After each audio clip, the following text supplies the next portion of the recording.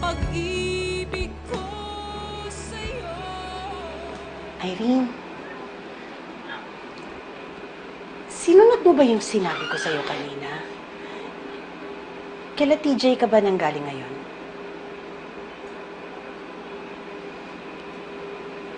Yes, Yaya. Pinili kong tulungan si TJ at Joanna. Hey. I'm a big girl now. Okay? Yaya, you can trust me. You can trust me, don't worry too much.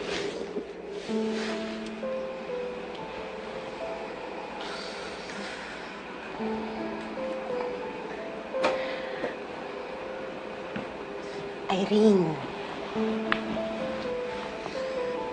may tiwala ako sa'yo. Malaki. Pero wala akong tiwala sa ibang tao. Paano kung malaman nila? Ano na lang ang sasabihin nila sa'yo? Anak, ang ganda-ganda mo. Ang tali-talino mo. Edukado ka. Negosyante ka. Successful ka. Bakit mo ipipilit ang sarili mo sa isang pamilyadong tao? Tapos andun pa kayo sa bahay ng legal na asawa, di ba? Yaya, hindi ako kabit. And I'll never be one. Kung ayaw man nilang maliwala, then that's their issue. Hindi ko na problema yon. Basta ang alam ko, tumutulong ako sa taong nangangailangan. Yaya, kung nakita mo lang siya, kung nandun ka lang, gagawin mo din yung ginawa ko. Pero Irene, hindi mo naman ikasasama kung tinanggihan mo si Joanna. Tandaan mo, responsibilidad niya si TJ. Siya ang asawa. Sinumpaan niya yun nung ikinasal sila, anak. Oo nga, Yaya, pero hindi nga siya kilala ni TJ eh. Nagiging okay lang siya kapag nandun ako. And besides, may responsibilidad din ako bilang kaibigan ni TJ na tulungan siya. Irene, aminin mo ha. Gusto mo pa rin si TJ hanggang ngayon. Tandaan mo anak, first love mo si TJ. At napakadaling gawin para sa'yo yun.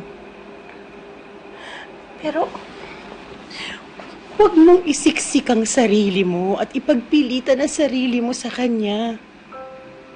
Anak, kung gugustuhin mo lang, makakita ka pa ng ibang lalaki. Sorry kung masyado akong straightforward sa'yo. Sorry kung masyado akong prangka, anak. Pero, iingatan ko lang naman yung reputasyon mo eh. Tama ka naman eh. Dapat panghalagaan ko ang reputasyon ko. Ang morals ko. Pero Yaya, hindi kaya ng konsensya ko na pabayaan si TJ. Kahit anong pang sabihin nila, kahit tawagin nila akong querida, malandi, kahit ano, wala akong pakialam. Wala na akong pakialam kasi mas mahalaga naman sa akin na pasayahin yung taong nagpasaya sa akin noon. Kahit na alam kong hindi siya magiging akin. Hindi siya magiging akin kahit kailan niya yan.